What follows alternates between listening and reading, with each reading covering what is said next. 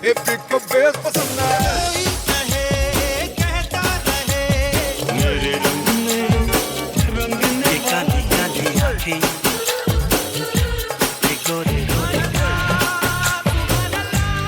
everybody, you're listening to the Khandaan podcast by the You Podcast team, a bi-weekly podcast revisiting the movies of Amir Khan, Salman Khan and Shah Rukh Khan. Every show we pick a random year from 3 decades of collectively 300 films the Khans have done and let our listeners vote which movie we should talk about.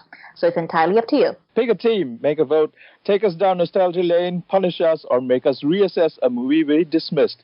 We love the Khans, most of us, sometimes. And we would love for you all to be part of our Khandaan, because when it comes to the Khans in Bollywood, nothing else really matters.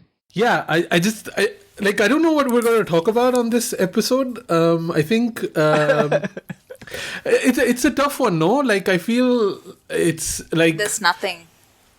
There's no content to talk about, first of all. Oh, welcome, top friend Beth. Beth, thank you for joining us. We will get into how come you're joining us a bit later, but I wanted to kind of like preamble that there's just not a lot of content out there to talk about. On the other hand, I think it's like our duty to give entertainment to people that are stuck at home. But on the other hand, I don't know if people actually listen to podcasts when they're stuck at home. I tend to do it when I'm at the gym or I'm walking or I'm out. So it's kind of like, I'm kind of like stuck in, should we not, and also I think all of our minds are stuck on this global pandemic that we're dealing with, right? So I think all of us are quarantined, right? Pretty much. You guys are, right? I know Sujay is because Amrita, what's the situation where you are now?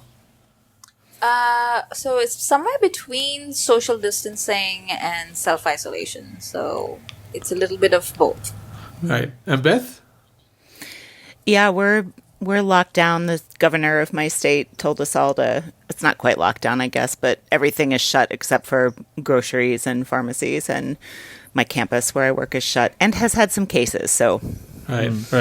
I think even for us in the UK, we've been, like, I think I put myself in self-isolation before the government did because I don't trust this government of buffoons that we have here. And Sujoy, you also did, right? You were quite early in... Oh, yeah. So I've been working from home since last Friday, and right. So I live under the Southwark Council, and Southwark is the boroughs of London is the highest number of positive cases in London is in Southwark. So I am absolutely petrified. I have been, like, the over paranoid mind of mine has been on speed trying to catch up with everything that is happening across all nations. So I'm on Reddit and Twitter, and I've just been trying to, I'm trying to stay sane. I'm trying to also, cut down on my social media time, but it's also not very... Yeah, I'm not being able to do that, basically. Yeah. It's tough. I think finding that balance is quite tough because you want to know what's going on. But on the other hand, the information overload and then also just the kind of the terrible news that's happening overall everywhere is just kind of like so disheartening. I think in the UK, we also had real trouble with food supplies. And I don't know if you did, Sujoy, but our supermarkets were empty for an entire week. So it's real here. Like I've been to the supermarket twice, and all the groceries are out. But also, my whole worry is like I have enough food here, but I'm especially worried because this disease affects more for those who are aged or immunocompromised, and I'm absolutely petrified about the whole nonchalant attitude that India has right now, the amount of population there is, and the amount of aged population, including my parents who are in India right now. So all of these are playing on my mind, and I'm trying to speak to people and trying to change their attitude towards this, that it's not just a flu and people need to take this seriously. And just the whole fanboy attitude of how people just get drawn into whatever the prime minister is doing and congratulate him on almost non-efforts that are being made by the government. It's just, it's become more political rather than it shouldn't be. This is about saving lives rather than my political opinion or anybody's political opinion. But, well, politicians are playing Antakshari on Twitter today, so... I was so mad. I was so mad when I saw that bullshit. Like, it's like people, like I read a little pull quote from an article. I didn't have the heart to read it, but it was basically saying that either, like there was this taxi driver in Bombay and he was like saying either the virus will kill us or hunger will. And that is an awful, awful, awful thing to think about. And especially in countries like India, and I suppose in Pakistan as well, like you have to think about what isolation and social distancing and quarantines mean for people who are living on basically maybe $1 a day, or like how are they feeding, and if they don't have shelter, then what is happening to them? Like, what is the government doing? And people don't seem to get that one thing, that we didn't elect the prime minister to, or any of the other politicians, we didn't elect any of them to make a symbolic gesture or to run a hashtag. We hire them to run the frickin' country. Like, do your freaking job. Like, think about the people who have no social net. In countries like ours, like, we have to think about people who are living on the streets, who have no money, who have no savings. Forget living paycheck to paycheck. These people are living day by day. So what are these people, like, what is happening to them? And there is like zero like efforts being made to actually contribute towards what is crucial at this moment, like the health and safety officers, the doctors and nurses. We are, as a public, encouraged to show support by clapping for them, but there is no effort made to provide more equipment for testing, more ventilators, more face masks for the doctors, nothing of that sort, and... it's just a joke. It's just another like TikTok video trend that the prime minister is trying to make viral, Can you explain this clapping part? Because this is the part where I didn't follow on social media, but now I'm seeing a lot of people in India clapping. But it has to do something with your chakras or alignments or like the temple bells? What's going on exactly? It's supposed to be like a positive, message to all those who are at the front line of the health and the healthcare industry, the doctors and the nurses who are treating patients across the country right now at this moment. It's showing our appreciation for their efforts, but it's just a tokenism. I guess being cynic. What happened was like the prime minister asked us to like get on our balconies and like clap our hands or our thalis or whatever.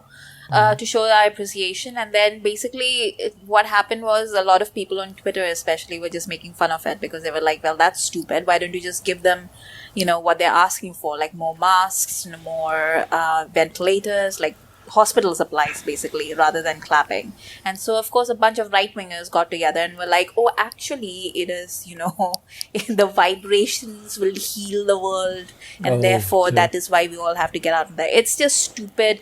This is what I mean. It's marketing. It's nothing to do with governance. It's nothing to do with concrete steps to like help people. Nothing. It's just PR image spinning all and just spreading misinformation on a really dangerous level. And if it's coming from actual official authority mouthpieces, then the next level of how these celebrities who are buying into this are then spinning that again to their followers, like Sonu Nigam did that, and it was so annoying. Oh dear. Sorry guys. No, I think this is kind of the type of podcast this is unfortunately going to be. It's just exasperation, and I think it's just funny because Amrita, you're in India, me and Sujoy are in in the UK. Beth, you're in the US. On all three of our governments are terrible, So there's definitely alignment. I don't know, Beth, if you agree with that or not, but that's of course. There is a sort of a silver lining that I saw like the other day when the government and Rishi Sunak were like in the UK were making announcements about how they are going to implement the lockdown, and people who have been told to not work and go into work, they will take care of their day pays, and for self-employed people, there will be some sort of a universal credit scheme and all of that. So, like, somehow the UK turned its back onto capitalism, and it's been held on, like, it's paused at the moment, and we are trying to maybe, but I don't know how much achievable it is, but we are kind of trying to be socialistic at the moment, and that was something I did not expect the Conservative government to be. And I think the US is also trying to do that, and taking a huge loan, a much bigger percentage of their GDP is going into this. I don't know if this is the right podcast to discuss this, but I would like to see that happen in a country like India as well, but that's just wishful thinking at this moment. Yeah. So Rishi Sunak is the what is he? What is his position now? He's the people might not know. He's the Chancellor of the Exchequer in the UK. So he's kind of like Exchequer, yeah. He's the one like holding the money file in the thing. So yeah, I think just I honestly did not know there was still a Chancellor of the Exchequer because I studied 16th century Britain in university. Okay, still a thing. We still have the same things. We even have like a black rod, apparently. Did you guys, like, during Brexit, did you follow that? That seems like straight out of the 15th, 16th century, that nonsense. Yeah. I mean, it's kind of funny to just see the number of things that we've all just taken for granted as like, of course, like this will never change. And then like a pandemic comes through and everybody's like, yeah, of course we'll change. And you're like, wait, you could change this all the time? Yeah. No, this virus the fatality rate isn't that high even, and just it shows how much fragile our society is. The prioritizations on the things that need to be prioritized is way below what it should be. Like, our health care system is crumbling, and our food distribution system is crumbling when just a little. Like, we were discarding this just as another flu, and look where we are. Imagine if the fatality rates were higher, and if the way this contagious virus was infecting people was even stronger, we would have been wiped out by now. Yeah. So we need to learn. We need to learn, and people need to educate themselves, and people need to, be able to listen to experts. And the government of India, the population does not have access to internet or the right kind of information, and the government of India is doing nothing to spread that information to people who don't have access. Like, there are no public hoardings trying to educate people. You do that for election campaigns, but not for this. It's just, there's not enough effort. That's what I'm saying. Yeah. I think in the last week also, there's been a lot of talk of, how it's going to have an effect on the stock market and on the, like employment later on. And I just kind of like jokingly said, like money as a concept, it's not real, right? So can't we just invent more money, right? Can't we just invent like, like just make it appear out of nothing, right? It's all like a agreement we have. And I was kind of joking, but it is kind of true. Like, all of these things that we believe in, like the rule of law, food distribution, like justice and economy, all of these things, they are crumbling, and they're kind of in front of us, that all of this is basically nonsense, the things we believed in. And it just takes a little push from somewhere, and it just like, mayhem. Like, you can't even go buy bread anymore, it's insane. It's like, it will be interesting to see how the world evolves from this incident and what lessons are learned. Like, a lot of the industries will not see the light of the day after this. The way we view sports is going to change. Entertainment is going to change. Airlines industry is going to change. The whole influencer culture and photographers who rely on the wedding season is going to change. For the next 18 months, it's going to be, I don't want to use the word interesting, but it will be a big lesson to learn for everybody. Yeah. Wow. This is going to be an extremely depressing episode of Sorry, guys. Did you guys get to watch anything fun? Yeah, how are you spending quarantine? I think that's a good question. Let's do that. Like, Beth, what are you doing like in self-isolation? How are you keeping yourself busy? Yeah, so I'm not a person who enjoys working from home, so it's been a week of trying to figure that out sort of psychologically, as well as where can I put the work laptop in my house that I don't have to look at it all the time when I'm not working and stuff like that, which is very small potatoes in the grand scheme of things, but makes a big difference to me. But this habit we all have of the long distance socializing, like doing things like this, it means so much to me in a normal day. And now more than ever, I'm quarantined or, shut up by myself. I live by myself with a dog, fortunately, but, I so value these systems that we already have and are trying to, kick into hyperdrive a little bit. But, last week I watched, I'm trying to find the name of it. It was a Govinda Charisma Kapoor snake movie. That was great. So I'm basically doing what I normally do, but just more. So I'm going to watch as much, silly 70s masala that I haven't already seen that I can possibly find. So whoever wants to join me in that is welcome. Even Netflix has a new app now on Chrome, Netflix Party, that you can kind of watch things together. That looks fun. We've been doing that for 15 years. Come on. Yeah. But I don't watch anything on my laptop. I just have it on my TV. But I think if you I remember the first time me and Beth socialized online was we had a watch-along party to watch a Siddharth movie called Striker. Do you remember? Yeah, I remember that. We used Google, what was it, Wave or whatever? Google Wave. It's just really fun for me sometimes to just be online on Twitter and stuff and watch all the little children and all the newbies go through all the things that we used to do back in the day, they're watching the same movies, they're gushing about the same scenes, the same people, they do the same things, they're all doing watch-alongs and things, and I'm oh, and they all believe they've just invented something new, and I'm just oh.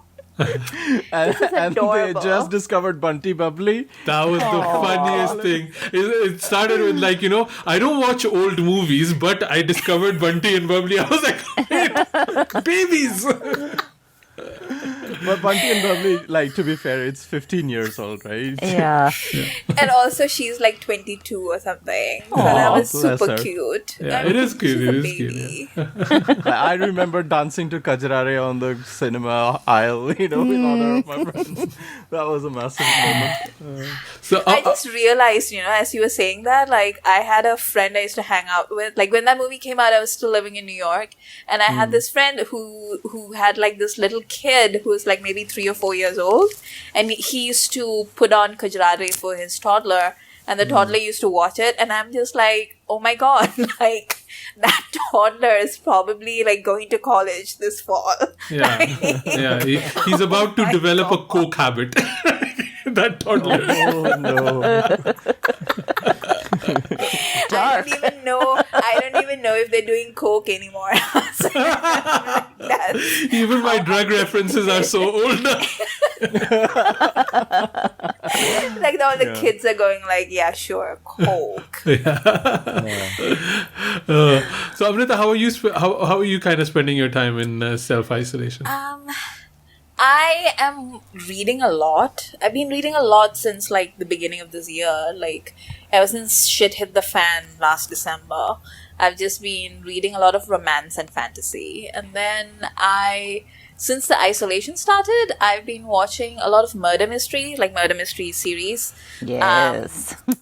Beth and I, we watched The Pale Horse together, which is Agatha Christie adaptation with Rufus Sewell, whom I love. That's on Amazon. And I watch it on my super secret shady website, so maybe it's on Amazon. It's on Amazon here anyway. Okay. So and then that same Beth is right, that same group of people, they've made a bunch of adaptations. So I saw the one with John Malkovich as Hercule Poirot, which is super weird. But so I've been watching like a whole bunch of that, and then I try to get back into Father Brown, and Father Brown is an asshole. I'm sorry, I really don't like him. Oh, really? I find him delightful. I do not I don't know. There's like something like every time like I think maybe it's the first season. Birthing pangs, but he keeps finding these people who had like really deep, horrible secrets in their past, and then he's just like, well, just get over it and pray about it and then repent and then everything will be fine. And I'm just like, no, that Nazi like killed his wife. He can't forgive the Nazi. What the hell are you talking about? Like I get really mad. And then I discovered like my service has the Saint. Did you? Oh yeah. The Raja Moran. Yeah. Raja Moore. He's Indian, no? Raja Moore. Oh, and now I want to watch Goodness Gracious Me. It's the Roger Moore one, and I love him, and I love that series, and I haven't seen it in like years and years and years, so now I'm just watching that. So I'm set. Sujay, what are you doing? Well, I'm working still. Did you get Friday? Did you get that Italian VPN? That's what I want to know. Like, how is I did not. How is your masturbation situation? Are we discussing that? Okay. Tell us more about this Italian VPN situation. So basically, when Italy went into lockdown, Pornhub basically said, we're going to give you Pornhub Premium for free for the next 2 months. So you'll basically die, but like you'll jerk off while you do it. I mean, you'll die happily. Yeah, but no, I'm not. Just on the record, I'm not. No is for the VPN. I mean, did you read the guidelines set out by New York, like New York City, or is it New York State? I can't remember. But they were just like, remember, your safest sex partner is you.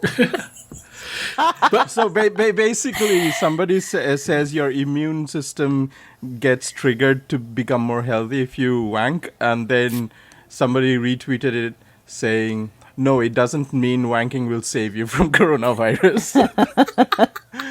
Because people need to be, told what it exactly means, because people can't make, 1 and 2, they can't connect the dots.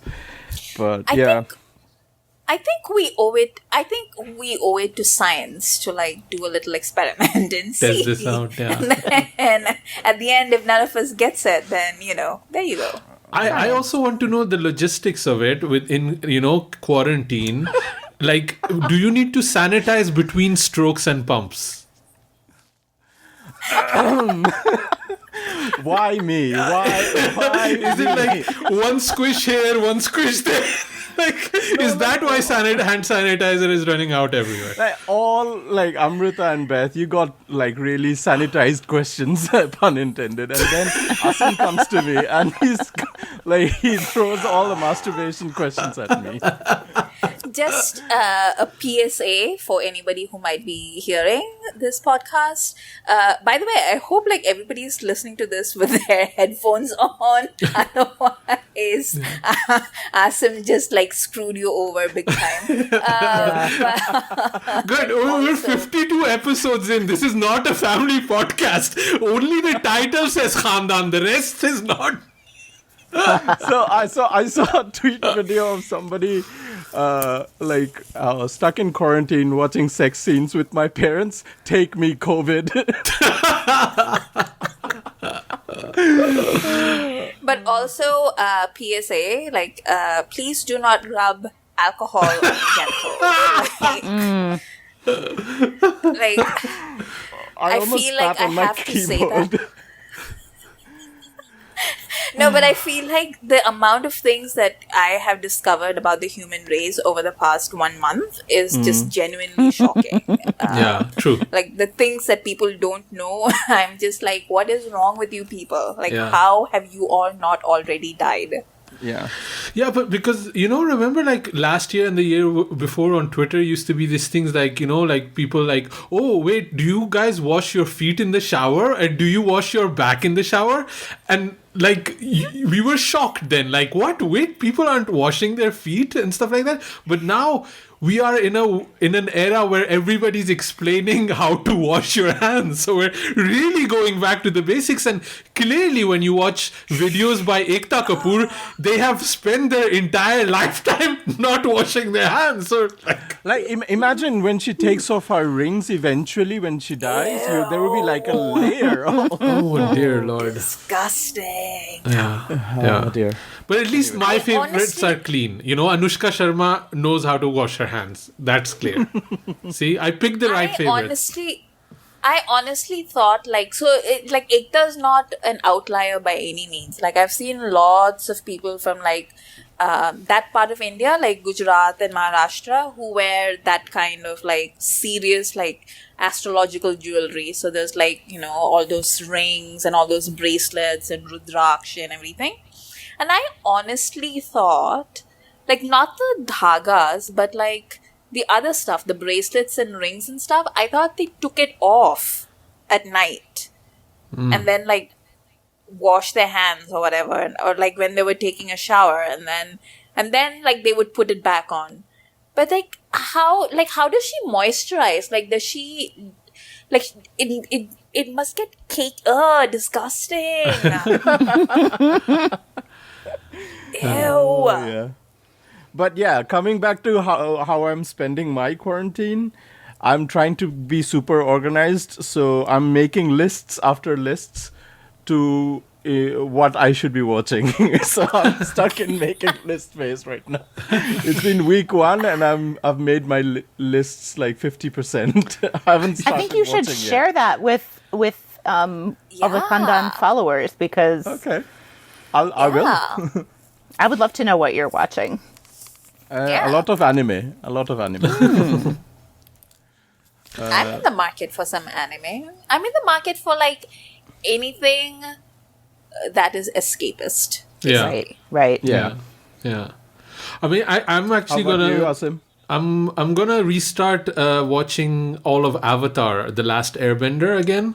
Because it's all on Prime. It's not really anime, but it's anime inspired. And if you haven't seen it, this is the perfect self-isolation quarantine kind of thing. It's family friendly even.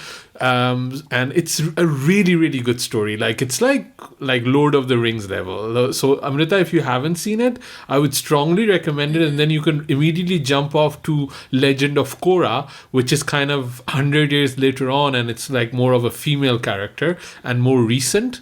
But it's an epic saga. It's a really good watch to start. And if you want to kind of dip your toes into anime without it, because I think it's scary getting into anime because you really don't know, and also a lot of the imagery can be very problematic for people, so yeah, I think definitely Avatar is kind of a good way in, and it has a very positive and strong kind of message. So I'm gonna do a rewatch with that. I signed up to Disney Plus, which is launching in the UK now, I think next week or something like that. So I've been watching a bit of Mandalorian, which is kind of a Star Wars thing for people who don't know. I'm not 100% sold on it. The thing is, Star Wars, I like it, but I'm not in love with it. It's for me, it's I understand it's awesome and it's great and what the legacy, but I'm not in love with it. So Star Wars is a bit like Deepika Padukone for me. So I appreciate her. I think she's amazing. My jaw is just dropping further and further the more you keep talking. What's happening? I appreciate her.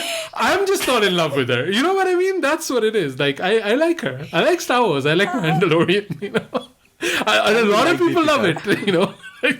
Meanwhile, Beth has been in love with Han Solo her entire life. I mean, this is turnabout fair play, because I have obviously said disparaging things about y'all's childhood loves, pop culture loves. So now it's okay. I can handle it. But I'm just like, how is this possible? Wait, did you watch The Mandalorian, Beth? No, I haven't really. I have not watched the most recent film. I can't even remember its name, and I haven't watched that. But I would, except I'm not really keen on giving House of Mouse more pop culture control than they already have. So I would not subscribe to Disney Plus. But I'm sure I would enjoy it. I saw like 2 episodes of The Mandalorian, and I want to love it. I really do. I can't, like, it doesn't grab my attention. I don't know what to do. But I'll tell you what did grab my attention. Picard. Yeah. Oh. Yes, that's on my list too. I need to still get into that, but I'm like, I'm kind of pacing myself, and I'm also like, I don't want to use all my content immediately because I don't know how long this nonsense is going to go on. Oh, there's plenty. There's plenty. Don't worry about that. Don't underestimate the amount of content available. So there's. And the other thing is, I don't want to commit to something that is going to be disappointing. So I watched Hunters on Amazon Prime, which is which stars Al Pacino. And, you were mentioning about Nazi hunters earlier. Was that Father Brown you were mentioning? It's kind of that same premise. So I was like, wow, hunting Nazis. I love killing Nazis or watching Nazis die on screen. I love Al Pacino. This is going to be great. And it wasn't. It was like, puss, after. So, and then I was like, oh, I need to finish this now. When you know where it's going to go and you figured it out episode 3 and you still have 7 episodes to go and it's like so meandering, that's kind of painful. I did sign up to PS Now, which is kind of Netflix for gaming. I don't game much, but this was kind of because I dip in and out. So this kind of worked for me. I just pay like a monthly fee and I can play kind of recent games like of a year or 2 ago, but because I'm not a gamer, I don't need to get the bestest, newest game quickly and stream it or anything like that. So I have that. I have a family, so I try to spend a lot of time with them. We're doing a lot of cooking, we're doing a lot of board games, which is super fun. We did a tutorial on painting, so we're gonna be doing painting. Aww. And what's also funny, because there's like food shortages here, or there were in the last few weeks, it becomes kind of a primal thing. The man is going out to hunt for food while the family stays back at home safe from the virus. So it does like make you almost feel like, I'm gonna go hunt. And honestly, it took me a lot of time to, get the food supplies I would normally get delivered at home. It took me 4 days to find eggs, basically. And we're kind of a high protein family. Without eggs, we do feel like anxious. So it was an issue, and it took me a lot of hours to finally find some chicken, find some eggs. So that took a lot of my week, and I'm just hoping that next week I'm planning to stay in just to kind of see if I am showing any symptoms, because you're not even sure, right? You need to spend 7 days until you show any symptoms. So at the moment, last week I was still going out doing grocery shopping and all that. So I don't know if I'm sick or not, So I'm kind of like that took a lot out of me, and it's tiring and it's stressful. It's stressful being constantly aware of everybody around you. And I wear a mask when I go out, because when we went to Bangkok we bought some and they are perfect for what's going on now. So I still had them so I could use them without I don't know if it's even advised to buy too many masks, because healthcare workers cannot get access to masks anymore. So again, none of our advice is for people should not take any learnings from our podcast. We don't know shit, right? So this is just what I'm hearing from secondary third sources. So I use that mask, and I was going out and people were scared because they thought I had the virus, so they were staying away from me, which was actually kind of good. So I was happy for that. But you do get weird looks because I think, especially in the UK, people feel you're making people panic by wearing a mask, which is absurd. I don't want your germs, you don't want my germs. I'm trying to, be responsible about it. But my mask is really cool, though. I look really cool in that mask. Like, I'd rather people panic and not die. Yeah. I feel like Asim left out one important point, which is that he looks like a Mortal Kombat character when he goes out in public with his mask on. Yeah. Yeah, I saw the picture in the elevator, and I would have to agree. Yeah. But I look like a Mortal Kombat character without the mask too. So it's how terrible I look usually. Somebody finish me, Fatality. Oh god. Yeah, so that's what I've been doing. But the other question I wanted to ask you guys before we actually get into this last corona related question, was it Beth or Amrita that asked this? And I want to ask you, is it better to be quarantined alone, or is it better to be quarantined with your family or friends? I live kind of in a complex, so I can look in other apartments, and I see that some people have invited their friends over to quarantine or self-isolate together, which is like, this could be fun, I guess. But I love it. I love having the family home and being together, but that's just kind of, I'm a very Rajshri kind of Suraj Bhar Jatiya kind of person. I do really, really love my family. And I sometimes think, imagine those people that don't get along with their spouses or don't like their kids. Dear Lord, their life must be terrible at this moment, But even beyond that, like people who have, especially younger kids, maybe where it's very hard to explain to them what's going on in a way that doesn't completely terrify them, and they are maybe very social kids, like that's gotta be hard. And it's, it's nobody's fault, but so I'm by myself, and I guess that's what I would prefer, but I don't know. On Friday I popped by work quickly to pick up some stuff, and a few of my colleagues were there, and I wanted to hug them, even though I'd just seen them last week. And I know I'm not supposed to hug them, and I didn't, but I just like, people I like. What about you, Amrita? You have kind of the flip side of it, right? I like the fact that I have my parents under my eye, but this is possibly like the most time that I've spent with my family in like 20 years. So like we're just all like right there next to each other, like all the time. And it's a lot. It's a lot. So Joy, what about you? Would you like to have like, a Tinder date with you there? No. It gets into my VPN time. Let's call it that. Man, Shah Rukh is doing so many like videos and stuff. His house is so freaking cool, man. Yeah. It's insane. Like, his house is huge, man. He built like an entire extension at the back with a theater and like his shooting space. Like he doesn't even like leave his house to like shoot videos. Yeah. Like the shoot comes to his house. Yeah, but I mean, it's classy. Like, he's super rich, obviously, but it looks really, really classy too, which I appreciate. Yeah. Because I think I've made this point before, because I think a lot of times you watch celebrity videos in their house and you say, this is kind of a shitty house you live in, Yeah, it's gross.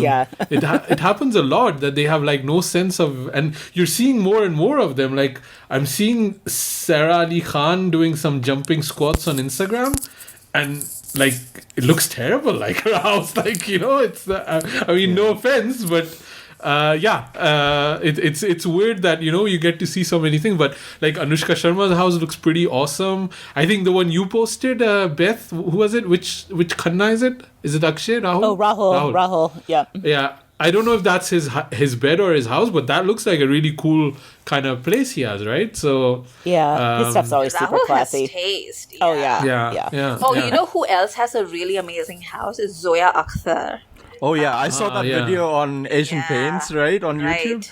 Yeah, she really basically cool. She basically has Javed Akhtar and Hani Rani's house from the 70s, and she's just sort of like upscaled it, and it's amazing. Nice. And also I have a recommendation for people. Like, if you are on Instagram, you should follow Kareena Kapoor Khan's IG, because she does like real proper content. Like, she's really good at it, and she shows you like little bits of her house, and her house looks really nice. They have like this, there appears to be a lot of sunlight. They have a cool little library space. It seems really nice. So a couple years ago I guess it was just on Twitter, Bogey, our friend also in London, and I started a thing called Interiors with Bebo. I remember that. So we were ahead of her own game, and we were right. She's good at it. Corona preamble, I think, we'll put a timestamp in if you just want to get to the Bollywood news. We're going to start now with the actual show. Before that was just venting our frustration. So Beth, top friend Beth, you and me, we lost the Filmfare nomination awards, right? Oh, big time, yeah. Which doesn't surprise me about me, but I was a little surprised that you did so badly. So even when I pull you in, all the shame is still on me. Good to hear that one. But I did feel I should not be the only one, taking all the blame and the shame. So we have to Quite correct. Pull you into this punishment. So we had, Dil last time. That was Amrita's pick.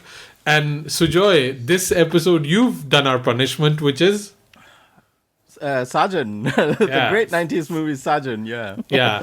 So why did you pick Saajan? Was it just to punish it, or did you have like fond feelings about that movie? No, it's got better music than Dil, and last week we did an Amir movie, and I thought we should do a Bhai movie now, and it's the 90s, so similar kind of Nadeem Shravan music to be on, to go back and look at it with nostalgia. And it's been a while since I've seen Saajan, and I don't remember it to be too problematic as such, but then I discovered things in my rewatch. That sums up every movie that 90% of the movies anyone revisits, right? And then I discovered problems. Had you seen Saajan before, Beth? No, but I've seen Cyrano, so okay. Amrita, how did you did you have fond memories of Saajan, or where did you kind of stand on it? No. who on earth has fond memories of Saajan? How is that even possible? You say that, but then there's always that is true. Every year or so I'll find something. I'm like, good God, this was the biggest grosser of 1990 whatever, and people are like, oh yeah, I love that movie, and then you ask them if they've watched it recently, and they say no. What I remember is how big the songs were from this film. Oh yeah. Everybody, I was watching this, and I haven't even listened to the soundtrack in years and years and years. But as the movie was playing and as the songs kept coming up, I knew the words to each and every one of those songs. Yeah. It is amazing. And I remember the costumes that Madhuri wore, especially that blue dress that she wears, all of those things. I remember it, so clearly. But, yeah, I think people, this was that period where people were really fixated on Madhuri. And so, the nostalgia that they might have for films like this and Dil is basically Madhuri nostalgia. It's not really about these films. It's about her. Yeah.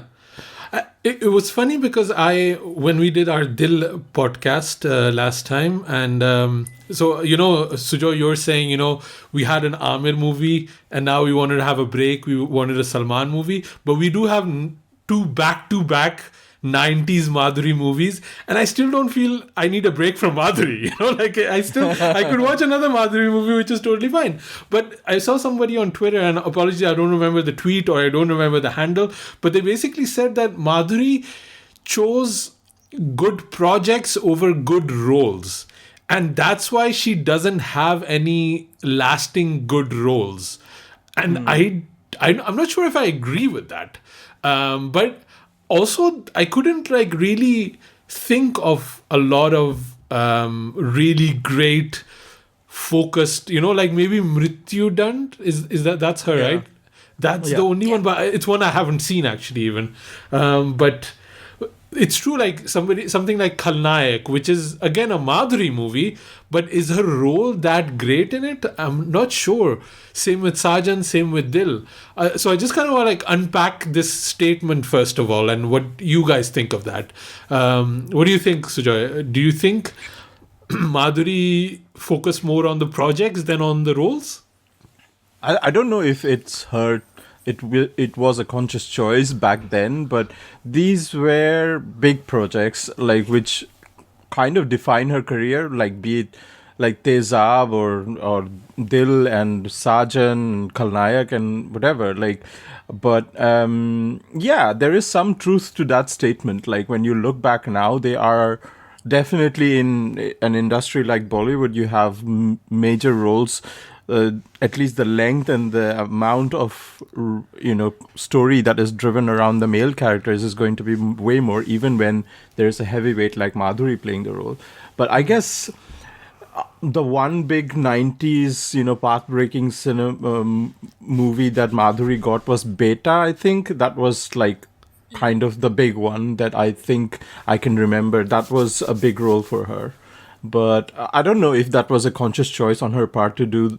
Like, what was her decision making process to choose projects over roles? I don't know. I really can't say, but I guess in retrospect, it does seem like it. Because did you guys see the Rajiv Masin interview with Jui Chawla? No, not yet. No. Oh, you haven't? Yeah, it's an hour long. I watched half of it, but it was interesting because it felt like Juhi kind of wasn't as happy with her career looking back than in a way we are. And she felt that it's well known that she had a bit of a competition going on with Madhuri and between number one and number two, which they famously she didn't do Dil To Pagal Hai because of that. Apparently she was going to be cast in Mrityujan and she didn't want to do that, and there's been quite a few other roles, and it was kind of she. And maybe it's Madhuri because she did attain that number one position that she has a bit more fonder memories of her career, where Juhi doesn't seem to have that. Sridevi, obviously the third one passed away, so we don't know like where she would stand. But it's just kind of interesting that it is the era itself that wasn't giving those important roles, but maybe there were also just conscious choices to become number one that these actresses made. And now looking back with the 2020 lens, we can we're maybe not as positive as we could have been at that time. What do you think, Amrita? I think that was the given strategy at the time. Like that was what all these women that you're talking about, like Madhuri and Juhi, they were basically following the path that Sridevi set. And what Shri did was basically this, like she chose the projects. If you look at the early Shri career, she's basically acting with Jitendra at the top of his game, and he's making South Indian remakes. That's how she comes into Hindi. And then she does those films with Amitabh Bachchan. She does those films with Vinod Khanna. She does those films with Dharmendra. Like, she's just working with the top heroes and like she's just churning it out. She's just coming in. She did those films with Rajesh Khanna. Like, she's just, she's choosing the projects until she strikes gold with Yash Chopra. That's basically what happens. I know, like, Beth hates Lamhe and Chandni also, but like those two movies and Mr. India are basically why we think of Shri as being iconic, because those were author-backed roles, and she sort of like she worked in all these other films up till then until she was afforded an opportunity to break away from those films and make those three films. But with Madhuri and Juhi, like they were basically following that template, and I mean they're talented women and they're really good at what they do, but they didn't get that kind of writing that she basically lucked into. She got Yash Chopra at the peak of his career. She got that one definitive Hindi movie that Shekhar Kapoor made. Madhuri and Juhi didn't get that. And it's funny because you hear people criticizing, the strategy, but think about like Sonakshi Sinha, like she tried the exact same strategy, and it's pretty clear that she did it on the advice of Salman Khan and probably her father, who both lived through that era, the 80s and early 90s era, where you had to choose the big projects with the male stars to survive, because nobody is making, or even if they're making like women-centered projects, then it's something like Mrityu Dand, or, like things that are like very like Aurat maa ka roop hai, or like, she's like a goddess and she's like vengeful and she's standing up for women everywhere. Although I will say that Shri also made like really fun movies, like Sherni, for instance, which I don't know. Chalbaz. And Chalbaz. Yeah, where, she got those roles that I don't think the other two got. I think Madhuri still did a little bit. I mean, we can't underestimate, Hum Aapke Hain Kaun, and, like a lot of like things she did. But I think Juhi definitely I think there was only space for one. And I think that was just what the industry wanted. So they could take a chance on Madhuri, something, like doing something like Raja, with which was at that time, it was her movie, or, Beta, the one you mentioned before. So 100 Days, even like a trashy movie, but it's centered around the female character, right? Where Juhi, I don't think of any movie of Juhi that had that, She was just kind of like still on the side of the hero, where I think Juhi kind of sort of quotes Dar as being the Yash Chopra heroine that that put her into the spotlight as being the Yash Chopra heroine. But apart from that, we have maybe some of her like self-produced movies, like from Dreams,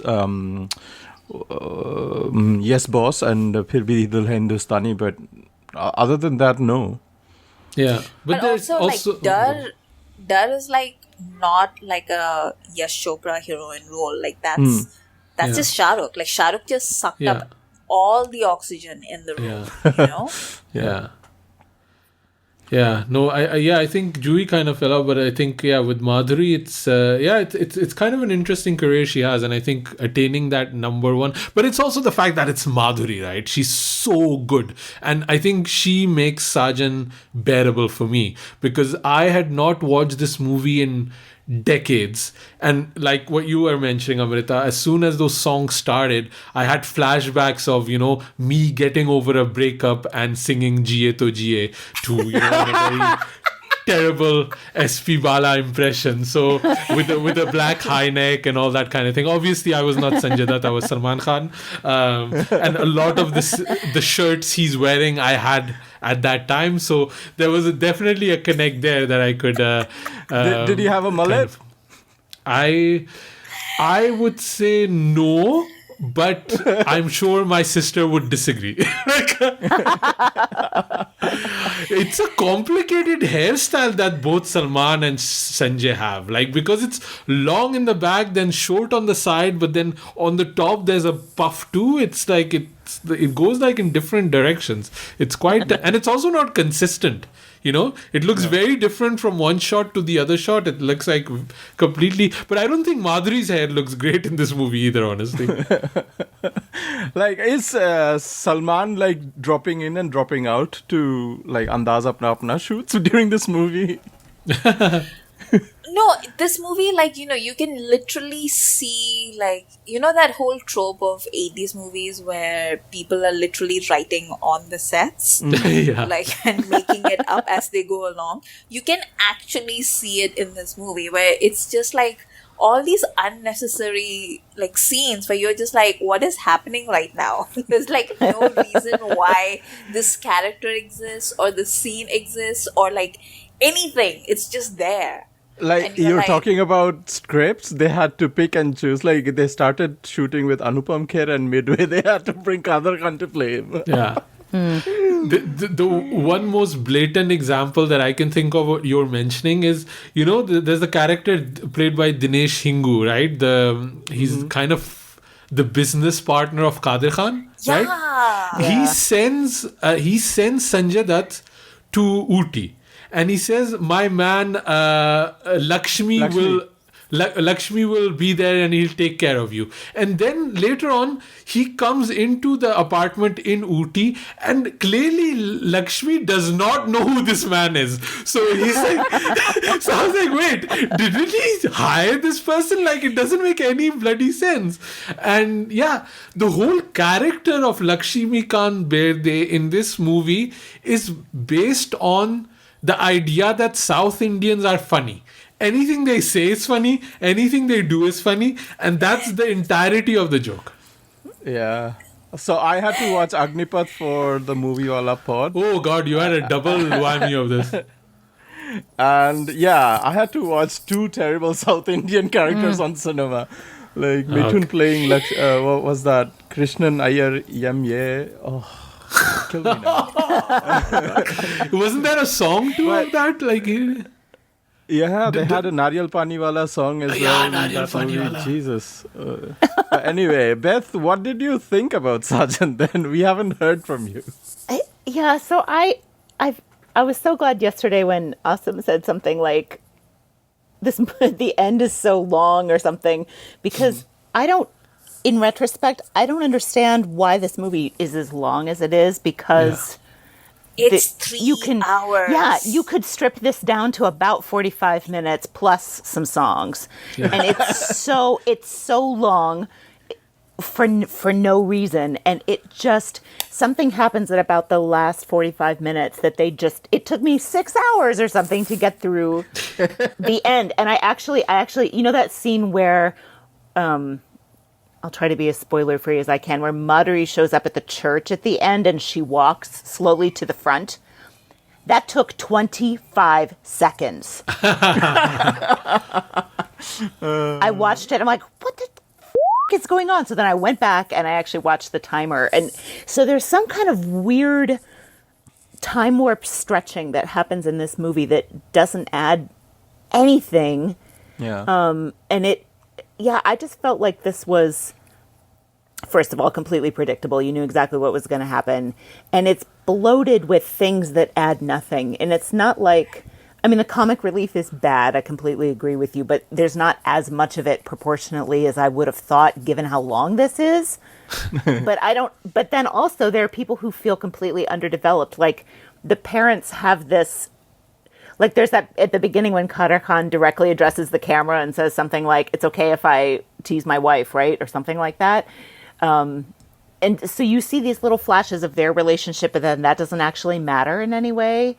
But I wanted it to matter because it was charming. And then Menka, that the other sort of girlfriend, she's there enough that she seems like she should be more significant than she ended up being.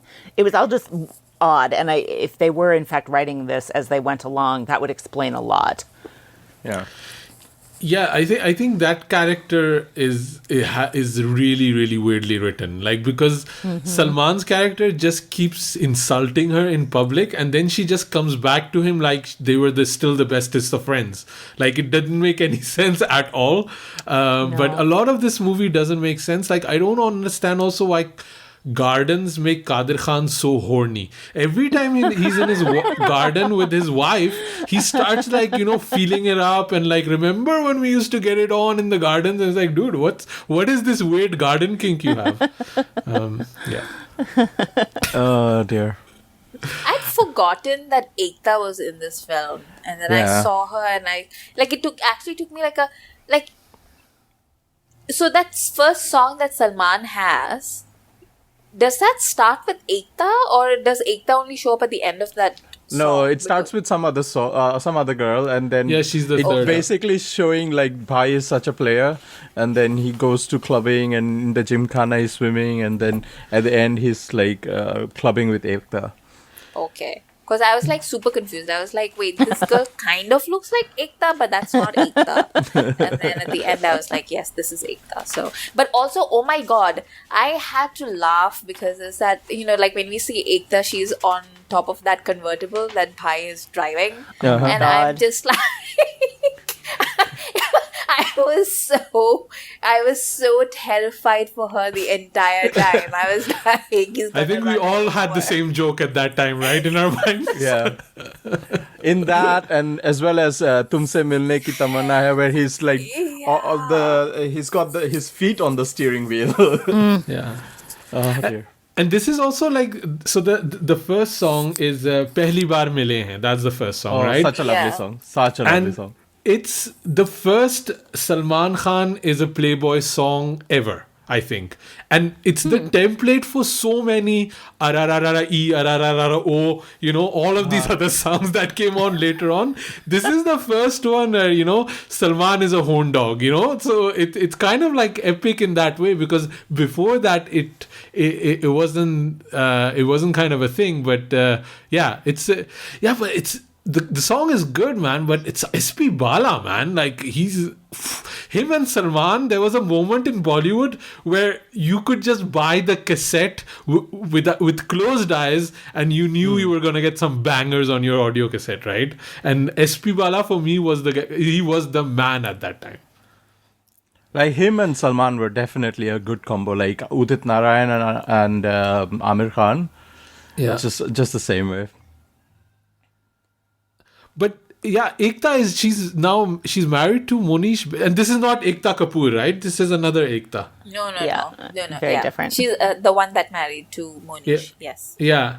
Is she like a TV actress now or something? Or like, how do you, like, I don't even know her name. So I'm just surprised that you just picked up on Ekta was in there and Ekta this, because...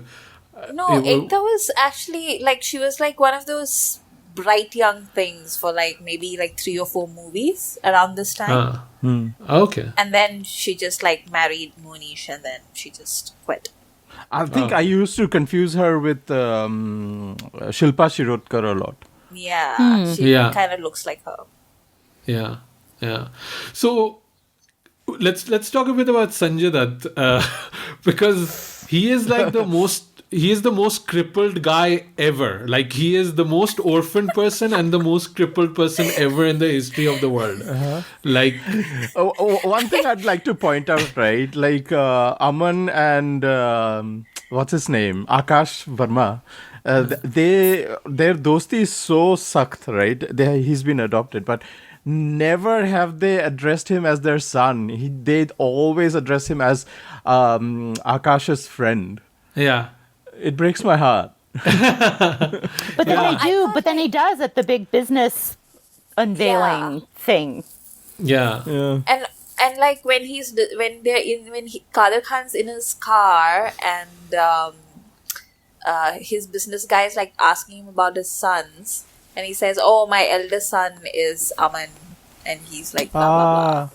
Okay. So he does have that moment. What really cracked me up was like they started that movie, like, there are like horrible things in the world, but the worst horrible things have happened to like this one child. And then he's sitting like, on the steps watching the kids play football, and then for some reason the kids turn into a child gang. Yeah. So weird. They come to like beat him up just because he's a cripple, and I'm just like, what is happening? Like, why are these children beating up this poor child just because he doesn't have like a functioning leg? Like, I don't get it. Yeah. It's also the origin story of like Sanjay Dutt. He just appears all of a sudden in smoky football field. In a it field. Almost feels like he appeared out of thin air. It's like Terminator, Yeah. And should have known that this movie had script problems, because any good masala movie should show something bad happening to the parents, and they just we were just left to fill that in, and that is a serious oversight. Like, they had like a full half an hour of this backstory, but they never explained why he's an orphan. They're just like, Yeah, he just he's not appears with an a orphan. football He's suit the one day. most orphan of all orphans, basically. Like, I also like in Bollywood how all disabled people only want to play football. There's no other thing that they want to do. They just want to play football. Like and it's not even that football is that great in India. Like, there's no good, like, decent team or anything like that. But it's all about football. You don't watch enough Bengali movies, Awesome. You're saying some very shocking things here.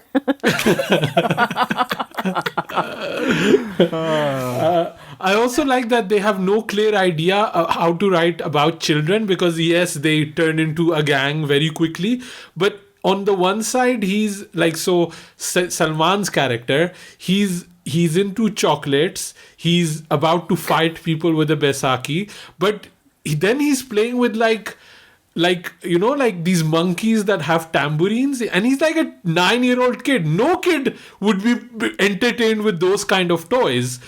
But then also he's a horn dog. Yeah. Like, he's also like prepubescently, like, you know, sexually attracted to women under tables.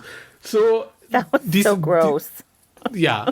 And yeah, all of this movie is still like, oh, he just treats women badly, hamara beta, you know. Oh, it's just like a little quirk he has, you know, like, oh. And nothing has changed. This is still how we treat him as a human being, as a culture, right? So, That is true. it's fine, apparently. But at the same time, this movie completely like slut shames Ekta's character.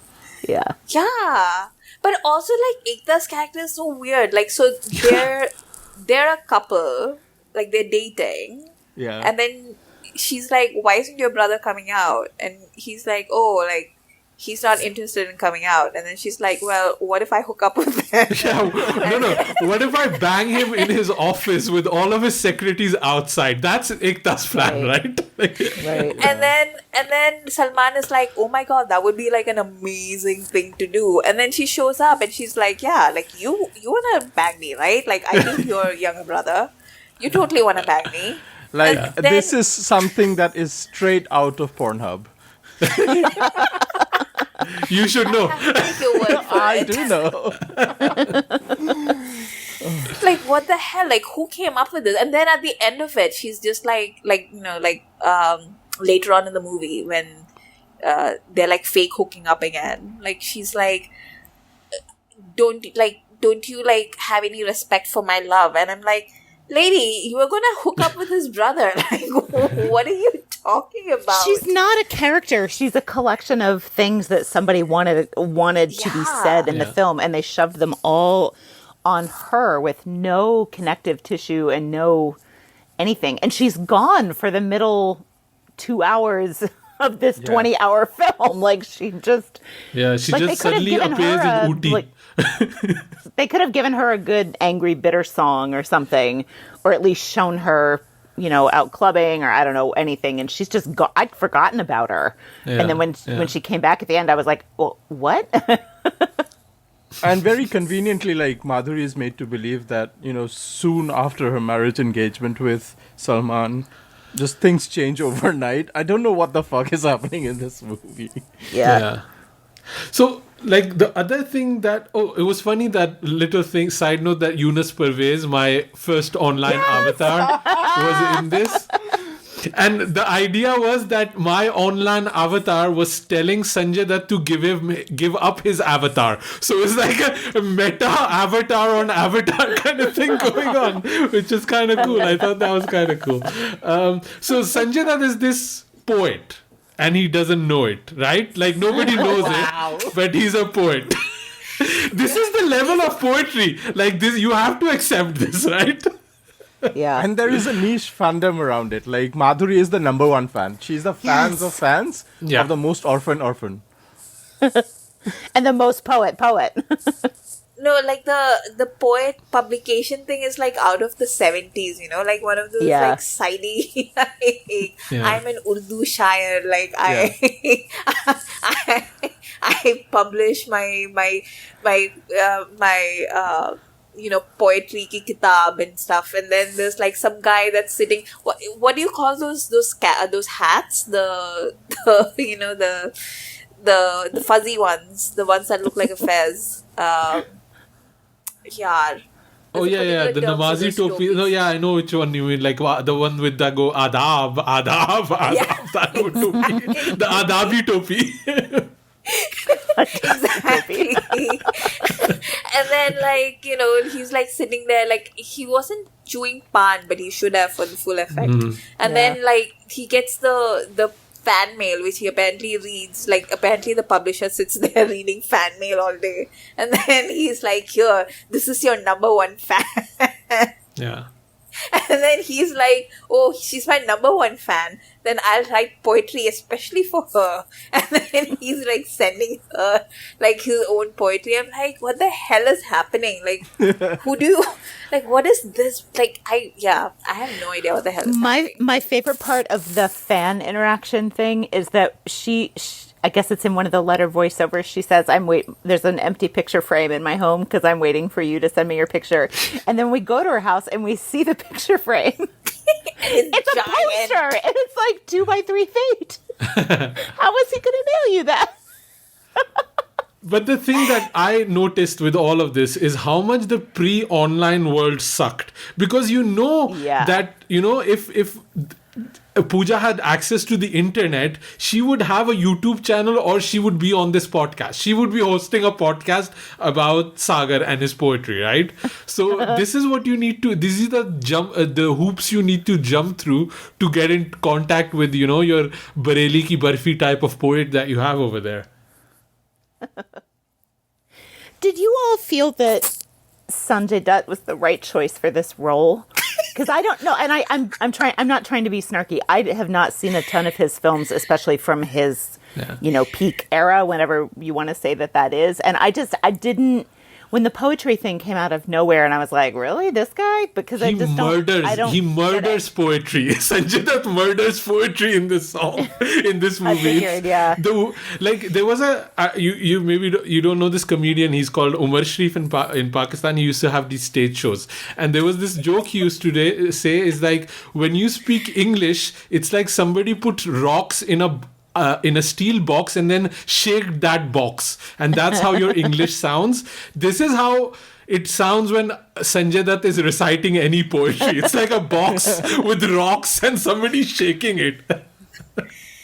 But I will say this, like, watching the three of them together, it's so cute because they're like little puppies, they're so young and they're just starting out, and they're like, they're all like, they're also fresh, and like Sanjay is like the elder in that little group, like Salman and Madhuri are like little babies, and then Sanjay is like the practiced elder who's like already lived a life, and you can kind of see that in like both Salman and Madhuri's faces every time they're looking at Sanjay. He's like clearly like the star, like Madhuri has crazy acne even, like, right? And that's like, she's probably quite young to get acne of that level. I know she had skin problems too, but you can really see how young, and she's like a baby compared to him. And Sanjay, you can really see that he's led a life. Apparently they had initially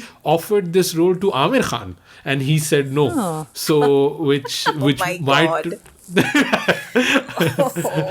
Imagine Amir limping through the movie. But the poetry would have been better though, right?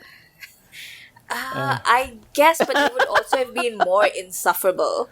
But what I did notice was that, like Sanjay's pants are like belted at the same level as Amir's.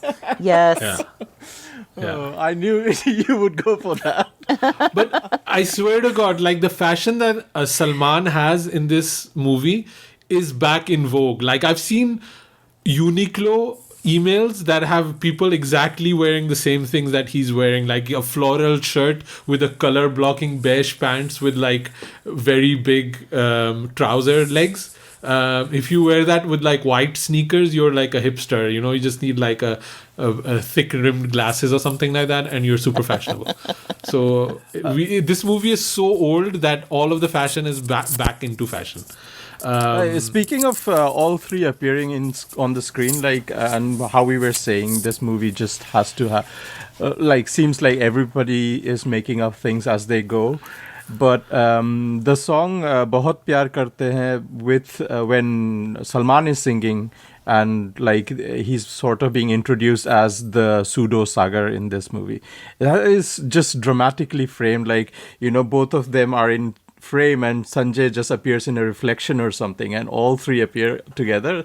I just felt like, Lawrence D'Souza is also the cinematographer of this movie, and he knows how to place his cameras, and that made some really dramatic frames. But at the same time, this movie is crap.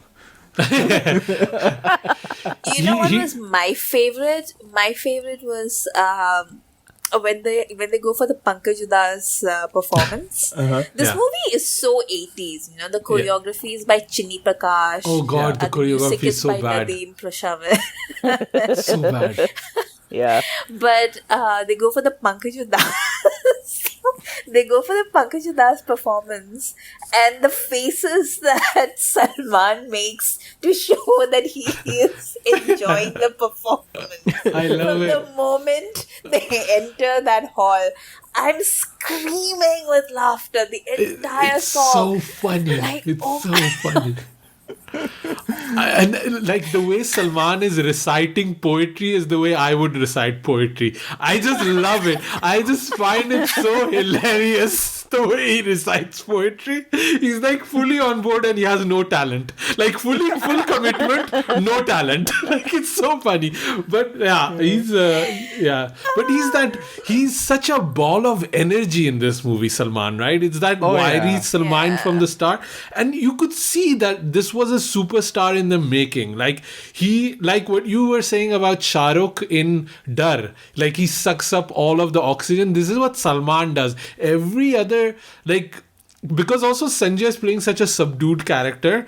Madhuri is amazing, but her character is so shoddy. But Salman just gets free reign to just do whatever he wants to do, and he's just so engrossing, I find, to watch on screen, because that you can't take off your eyes off him. My favorite scene is when he discovers that Madhuri's character his brother knows Madhuri's character, right? Yeah. And she just comes up into their Ooty farmhouse or whatever, which is the same house in Andaz Apna Apna. But once he discovers that, he goes into that Afu Khuda sequence and he's dancing like crazy. Yeah. That was such a joy to watch. That's the most he's ever danced. I feel like we sound like the pretentious movie review guys, because we're saying most poetry, most dancing, most orphan, most orphan. But it really is. When that happened, I almost couldn't believe it, and I was quite delighted. That was really fun.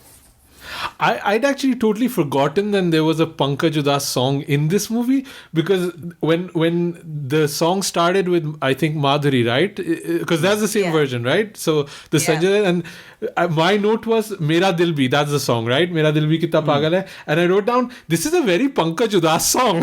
And then a few moments later, Pankaj Udas is actually singing the song. So at that part, I'd completely blanked out. Although it is funny because Pankaj Udas is staring right at the camera in our eyes while it's being shot. So he's trying to hypnotize us, but apparently I'd still forgotten that he was in there. But that was also what is the movie trying to say? Is Madhuri singing Pankaj Udas songs, or is Pankaj Udas singing Sagar songs? Yeah, Pankaj Udas is singing Sagar songs. He says, this song is written by a young and upcoming writer called Sagar, and this is his kalam and whatever. Yeah. And then he sings, Jiye To Jiye is written by Sagar. Yeah. So Sagar sings Jiye To Jiye in Kumar Shanu's voice, and then Pankaj Udas sings Sagar's song, and then eventually Salman gets to sing it in Balasubramaniam's voice. How does that sound in Sujoy? How does Salman sound in SP Bala's voice? Should I do it? Yeah, I want to hear this. Oh dear. Oh my I don't want to sing Jiye To Jiye though. I want to sing what's that song? देखा है पहली बार जानम की आंखों में प्यार. Oh no. अब जाके आया मेरे बेचैन दिल को करार. I've discovered that how Oh God! I've discovered how similar they sound, like him and Shabir Kumar. Oh dear. My favorite part is when SP Bala does English though. That's always my favorite thing when he's doing like, because I was watching Ye Mausam Ka Jadoo Hai with my daughter, and like he counts in English at the start and he's like 6, 7. I love that how he does that. I love SP Bala. Like whenever he does that sort of thing, that it just, my mind goes to Kamal Hassan for some reason. I think maybe because he sang for him in Ek Duje Ke Liye. But yeah. I think my favorite thing that SP Bala does is like laugh. Yeah. Yes. Like nobody in the history of ever has ever laughed like SP Bala laughs when singing. He also adds like always a little bit of quirks in his song, like when in Jiye To Jiye he also has like a little that he adds in there, and it's really cool. Like it's such a SP Bala thing. In Aja Sham Hone Aayi, he says like, "Come soon, yaar." Come soon, yaar. Oh God. Well, since we are talking about the songs, which one's your favorite? Okay, let's like first lyrically or visually. We have to like separate these two things here, right? Like, because I do appreciate Bahut Pyar Karte Hain, the Madhuri version, because it has all the editing techniques of a 90s wedding video in there. And so like Madhuri is playing a piano, and there's so much smoke bellowing from the top that you can't even see the keys. And I don't know what that smoke is, because Madhuri is hallucinating and she's talking to herself in the song and then reacting to herself. And then one Madhuri is singing, the other Madhuri is appreciating, and the third Madhuri is laughing. So it's like who's like, somebody's like blowing. That's totally my favorite one. And it reminded me of, the Muppets do those songs where you start out with one beaker and then the screen splits and there's 2 and then there's 4 and then everything blows up. It was exactly like that. It's like the Brady Bunch. Yeah. And it's like the Muppets. And it was also funny to rewatch Dekha Hai Pehli Baar, because I think like the babies that are discovering Bunty or Bubbly now, you don't understand how big Dekha Hai Pehli Baar as a song was. Like it took over everything, right? I'm not exaggerating this, right, Amrita? No, like how popular this song is. Like it was the banger. It was like, I don't know, like I don't even know what would be the comparison now. Like Despacito. It's the Despacito of that time. Like the big thing, we were so far removed from Bollywood land when I was growing up, right? I grew up in northeastern part of India, and the big thing that would happen in Bollywood would stay for a couple of years. Like it would, so Dekha Hai Pehli Baar was playing at Durga Puja for 3 years. Oof. And then until like Tu Cheez Badi Hai Mast came, Yeah. And how boring is that song visually, looking back to it, like, because it is that Chinni Prakash aerobics in the garden kind of song, where they have like terribly choreographed.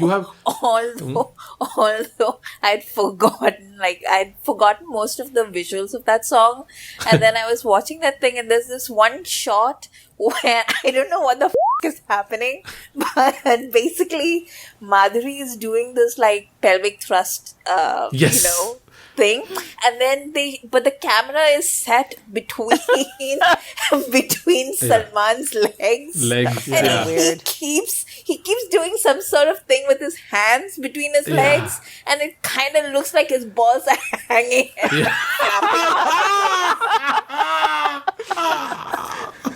Imagine like Lawrence D'Souza saying, "Ha, bhai, this will look really cool," There's so many I pelvic had to thrusts. stop the playback and like laugh for like 5 minutes because I was like, what the hell is happening? Yeah. But also, this is the first time. This is their first date, right? Dekha hai pehli baar is the first time they're actually meeting, and there's so much pelvic thrusting going on by both sides. It's there's definitely some telegraphing going on about what's really happening here. Because, like, I love also the shot where they're dancing on the rock, and there is no health and safety, and they both scared shitless of where they have to dance. Yeah. She showed up for Madhuri that is like date. lying down on the edge almost. Yeah. Yeah. She showed up for that date in a confirmation / wedding dress. Yeah, a wedding dress, like exactly. That's what I also wrote. Like yeah, again, telegraphing, right? I am ready to commit, Sagar. Like I am here for you. But yeah, I don't know. Like I think my favorite still probably is the GA to GA with SP Bala doing the Saman version, because like I said, hashtag getting over breakups, that was a part of it. So it kind of like brought a lot of memories back of acting like you're drunk because nobody got drunk at that time, Is that the one where he's holding a glass and you can see all the bubbles from the carbonation? Yeah, that's the one where he's like... How about you, Beth? I have to admit, I'm not a fan of the music from this movie. Like, this is an era of just terrible wasteland for me in almost all regards. Yeah. Can't. I don't think you can like this era of music if you didn't live through it, to be honest, Beth. Yeah. Like, there's no way. I don't have the nostalgia factor. And the thing that actually stood out about the music for me was actually the score. And there is just this incessant noodling on a keyboard. It made me want to throw my laptop across the room. And there is a score that keeps reminding that, Sanju, you have to act grateful towards this family. Right? Yeah. That just plays all throughout the movie. Anyway. Like, all of the problems in this movie would have been solved if somebody had gotten Aman some Tony Robinson tapes. Like, just like boost up his self-confidence and that he can actually have conversations with people. Like, this goes on for so long and I don't even understand what the plan was. Like they didn't think it through, because within the first song, Salman has done no prep work to be this alternate character of Sagar. He cannot even recite one line and he just shows up and then he writes a letter as a confession to Madhuri that he's not Sagar, which Sanjay Dutt intercepts and writes a much worse letter. Like, I don't know if you guys saw the letter he wrote, but I was wondering if the letter is basically, if you are okay to cook and clean for me, then tell me yes, we'll get married. Yeah. And she's like, she's like coyly smiling, And I was like, wow. Is he low-key trying to sabotage this or not? What was the plan here, right? Yeah. It's also, like, at some point after the marriage, Madhuri would have realized that Salman is not Sagar. Then what would have happened? Right. Yeah, but like also like he writes the letter to her. He doesn't know that the letter has been changed. And then 45 hours later in the movie, because this movie is 174 hours long, he's like, that's why she kept thinking I was Sagar. I was like, wait a minute, you haven't had a conversation after that letter? Like, what's going on? Like, she's still telling you that, remember Sanjay used to come, Aman used to come in this cafe and he used to tell me your poetry, and Salman was not, wait a minute, didn't you read my letter? I am not Sagar. Like, did that not happen? Yeah. Oh, well. Also, anyway, Amrita, we haven't heard from you. What's your favorite song? I think I like pretty much all of them. Like, I don't know if I have like a favorite. I probably... What's your least favorite then, if you like all of them? The first one, what is it? Pehli Baar Mile Hain. Pehli Baar Mile Hain, probably. Although visually it's a fantastic like setup for the Salman character, Like, he literally like shows up and starts swinging from the trees like a monkey, and I'm like, yes, I know exactly. I remember this character. And then he tries to kill Ekta in his convertible, and I'm like, yes, that is the Salman we know. Yeah. But also, like, visually, like, that Pankaj Udas thing is like, it's like one of my favorites now, because like the faces of Salman Khan trying to appreciate Pankaj Udas is like, it's just art. It's like a level of art that I had not previously appreciated enough. But yeah, like, I have such nostalgic memories of Tu Shayar Hai, Main Teri Shayari. Like, Madhuri in that blue dress, and like, I remember like learning the routine, like the steps to that song. Finger like, move she does, where the finger is like snake. That was such a big thing, right? Oh yeah. We all learned it, we all do that one I'm doing it step. right now. Yeah, I'm doing it right now. When I was talking about it. If this was a Twitch stream, you would be able to see this. But like, all of us who lived through that era, like, it doesn't matter. Like, anyone who saw that film during that time, like, we all learned that one step. Like, so yeah, like all the songs, like, I knew the words to each and every one of those songs. Yeah. And also, this is the song where the Gunda rapists come in, because obviously Gunda rapists go to a Shairi concert, Out of right? nowhere. And like, And then the policeman comes up and it's like, why are you here? You can't save her. he just rubs it in the.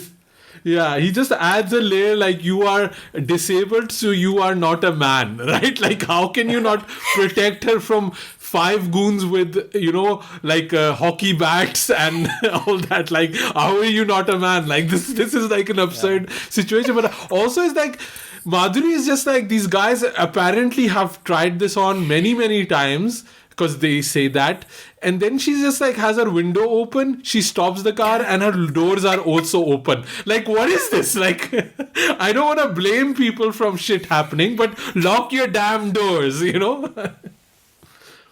also like how it's telegraphed that these are bad guys, because they're fully like doing suttabazi in the, like, this is like, you have a normal way of smoking a cigarette, but when you're smoking it in your fist, when you need that fist action, you're a bad guy.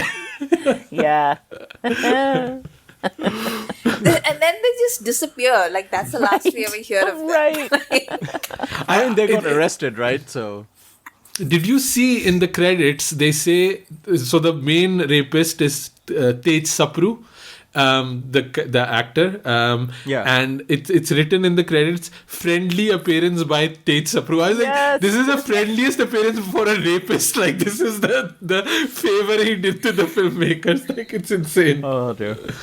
He's someone in, I looked this up, someone in his family is married to the writer or something like that. Like, there's a relationship there, but that was a completely random appearance otherwise. I love that this movie has a writer, like, the concept. Yeah. I also was wondering, watching this movie, what people do in Ooty, because I think Ooty seems like a very boring place. It does seem the last bastion for bookstores, because that bookstore is super, super popular, but what they don't seem to have is like a prop store, because in Tu Shayar Hai, they have the worst props for the dancers. Like, they're using feather dusters, and then they have like these peacock fans, and that's it. Like, I think Madhuri should have a side business of like a prop store also with the bookstore. I also had to laugh when they were like, oh yeah, you can pick it up at like Ooty Airport. And I'm like, Ooty Airport? Like, what? Where is Ooty Airport? And also, like, people are just like walking around on like horse rides. Like, they're just going on these horses everywhere. Like, it's a western town. Everybody's speaking Hindi. I'm like, what the hell is happening? Yeah, because like Sanjay Dutt asks her, his condition is I'll you can meet Sagar, but you have to show me around Ooty. And then there's the song, right? So she shows him, her showing around Sanjay Dutt. She just randomly parks the Jeep in like some location. And then she's like, look at that hill, look at this hill, and that's Ooty. That's basically like, I know we have listeners all across India. If you're in Ooty, let us know. What do you guys do in Ooty? Like, because it seems like quite boring to me. I don't know. That's where Kapoor and Sons is, right? No, Kapoor and Sons is in Kunur, which is down the road from Ooty. Oh, okay. Because that looked fun, where that was. These are all like Ooty, Kodaikanal, Kunur. These are all like little hill stations that are like. But like for Sanjay Dutt's character, who's limping throughout the movie, right? And the Madhuri takes him to a hill station and starts walking uphill. Sorry, I needed to point that out. But that happens to be one of my favorite songs of the movie. Yeah. I was also wondering about the future idea. Like, you know, so Sagar, like Aman doesn't want to let people know that he is Sagar, because if people read his terrible shairi he does, they'll figure out that he's actually quite a person in pain or something like that. That's what he doesn't want to like shame his family of Kadir Khan and Rima Lagu. But I was just wondering, you know, like after they get married, is also the idea that Aman stops his poetry? Because his poetry is so blatant. Like, wouldn't it be like, you know, like super obvious, like, you know, like his poetry is so bad. It's like, तुम बेवफा दोस्त से पट गई, ऐसा लगता है मेरी जिंदगी पलट गई, you know, that kind of thing.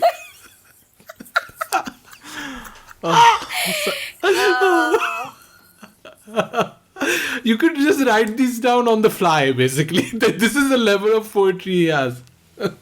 I also love that he goes into that bookstall and like asks for like the most obvious Urdu poets that you can think of. Like, if you like Google like Urdu poets, then the top 5 names that come up is basically what he asks for in that shop. Aww. They didn't even have Google then. You could get by with base level of knowledge and like impress people already with that back in the 90s, you know. Because even like at that time, like he could, like, I don't understand why he didn't just tell Pooja immediately he was Sagar. Like he starts negging her, like, you know, this terrible Sagar, like, is he even good and stuff like that. So why doesn't he just tell her immediately who he is? Because that's his only card at that time to play, right? Like he has such a low image of himself. This is the thing he's actually good at. Somebody likes him. Use that damn card, man. It's Madhuri, man. Like, you're not gonna get better than that, you know. Like, so my notes says when that scene happens, I wrote down, this is such a non-plot. And then everything else in the movie happens, right? Yeah, and then you have 40 more hours of movie left. I do like how quickly Madhuri's character friend zone Aman as soon as Salman comes in. He's like immediately, you want to come to the show? Pankaj is asked, show? No, you don't? Okay, it's fine. I'll go with Salman. It's fine. You know, like I upgrade you. You know? Yeah. Yeah, it is weird though how the writers just choose that, you know, Pooja will just go like a pinball machine from one guy to the other guy. They gave her like one complicated sentence of dialogue about Ittihas ka panna, which I don't understand what that means, to be honest. Beth, did you even have subtitles with this movie, or did you Yeah. Oh, you did? Okay, yeah. Because I didn't even understand like what they were actually making Madhuri say, and I don't think Madhuri even understood the logic of what she was saying. But yeah, like chalta hai, you know, there's no motivation for the female character, and I think that's what people then say, you know, like Madhuri didn't pick great roles because Pooja as a character is really, really weird. Like, I don't understand her necessarily. Even the way she deals with... Because nobody's having a conversation for the last part of the movie where one conversation... Like, also Salman. Like, he could just say to Aman, like, why did you not tell me you're Sagar? He's like, can't you see in my eyes how mad I am at this thing? And it's like, dude, he's your best friend. Have a conversation. And then instead of just telling Pooja, this other guy is actually the guy you like and I'm not good enough, he goes through this whole thing about, having an affair with Ekta, which he actually is having an affair because they're in the hotel room and she's like combing her hair, so clearly something has happened. So he clearly moved on quite quickly, but then he also hates himself. He hates Pooja, he hates Aman, he hates Menka, but he doesn't want to just have a easy conversation with her. But then when he has to convince Pooja to come into the church, that happens really quickly and we don't even see what he actually says to her to, clarify this whole complicated mess. Really weird.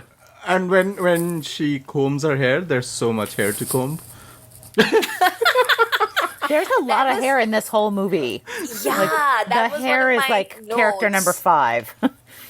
Like that was one of my notes. Like there's so much hair. Like Salman and Sanjay have like so much chest hair and arm hair and hair on their heads, and then Madhuri's got bangs, and then she's got curls, and then Ekta's got hair. Like it's just hair everywhere. Yeah, I think I don't think if we've gone through this experience of rewatching Saajan, but I don't think we've learned anything. What is the conclusion after? What we've learned? Yeah. You know what we've learned? We've learned not to watch Sudhakar Bokade's movies. That's what we've learned. Also, we have learned that Asim, there is no point in preparing for the Filmfare Awards. Yeah, we're definitely bringing this back next year, though. So, is it? Yeah, I guess that's it. Any final words, Amrita, on Saajan? Avoid, yeah. Avoid, yeah. Beth, how was your punishment? How much did you enjoy it? This is not a good movie, but I can't really explain why. I really didn't like it, and I really can't expound upon what's wrong with it other than that it's bloated. And that's true of a lot of things. So that's not a unique problem. So this movie seems uniquely bad to me in a way that I just can't figure out. And then when I looked up, when I was just reading about it, to know that it was the number 1 grosser of that year, I'm like, what appealed to people about this? And was it just the songs? I don't mean to say just as though that's small, but was it simply a matter of the songs? I think in a large part, also if you watch there's on Lehre, there's a audio release video of it, and there's the premiere of it. It's it looks such a different era. You cannot even compare what we are now and what we were then. And I think for you, Beth, it's also your least favorite era of Bollywood or Hindi cinema, that's right? Like that 80s, right. This is 90s, but it feels like 80s. And it was not a good time. And I think a lot, I think a lot of changes happened later on in the 90s. But this was not that era. This was just before, the 80s were still kind of going on. A lot of action movies were being made, and the Khans were still kind of on the rise, right? Neither Salman, Amir, or Shah Rukh were this Salman, Shah Rukh, where they almost redefined the era. But that happened all later on, and this is just post before Hum that. Aapke Hain Kaun, Post DDLJ, Hum Aapke Hain Kaun, Kuch Hota Hai, where they really, shaped these things, and then Lagan with Amir and all that. I did add Amir, especially for Amrita, because I know she was preparing a strike there.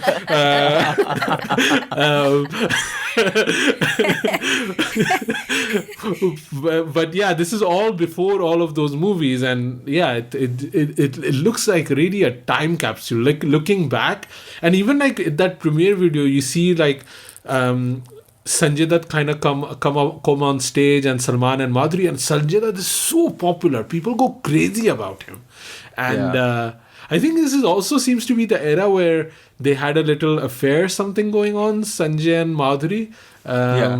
Rumor has it, Nothing confirmed, obviously.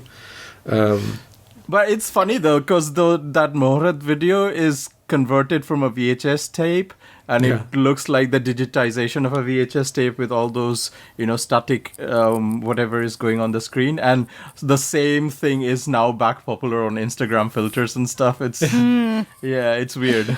It's actually a Pakistani videotape. It's not even an Indian videotape, because we used to have all of these things on VHS, and I'm not sure you guys probably also had them, but I think Pakistan at that time, the only way we could get these things was on the black market.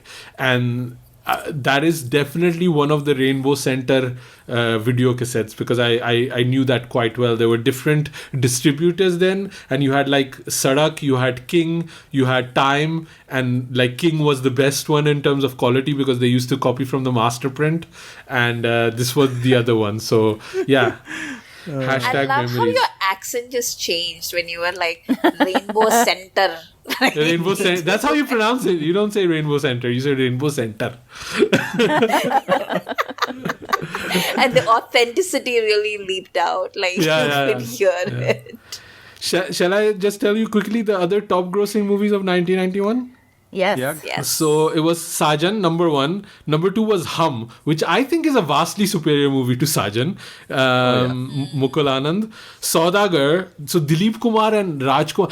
Like on the premiere video, Dilip Kumar shows up, and I was like, oh my god, these people were still alive. Oh, no, Dilip Kumar still is alive, but like walking and young, like, young. Yeah, like young and like kind of like mobile, and it was like, wow, this is like really blast from the past. This was also the year Ajay Devgan made his debut with Phool Aur Kaante. Sanam Bewafa is in there, Sadak is in there, Dil Hai Ke Manta Nahi, Narsimha, remember Narsimha? Wow. And Ma. So it even has a Jitendra movie in the top 10. So imagine how this is kind of the transition between the 80s to the 90s, right? So yeah. Interesting thing. I think we're done with punishments now, right? I don't think we want to punish ourselves anymore. So let's figure out what we want to do next time. Maybe we can like send us your ideas, because I think even we are stuck for ideas in Corona, because there's like less content out there, and I don't know if people really want to listen to us only revisit these old movies. So yeah, if you are still listening to the podcast, drop us an email at youpodcasting.com, because I do monitor like how many listeners we have, but it's always good to hear back from you guys what you think of it. And Amrita and Sujoy know how much I, as a hawk, look at the listenership numbers to their annoyance. But yeah, it would be good to, because we didn't really know what to do. Like I think I even asked you guys what else do we want to talk about, and then we ended up talking 40 minutes about quarantine, self-isolation and Corona. So yeah. Beth, where can people find you online? I'm on Twitter mostly at Beth Loves Bali. Amrita? You can find me on Twitter at AmritaIQ. And Sujoy? I'm on Twitter and Instagram at 9E3K. Great. I'm at Asim Bernie. You can follow us at YouPodcast. Like I said, drop us an email at youpodcasting@gmail.com. Also, drop us a review. We've not had one in a long time, and you guys are all stuck at home anyway. It'll take like 3 minutes. Leave a rating, leave a review. It will help us. So thanks for listening. We'll be back very soon. क्या बोलती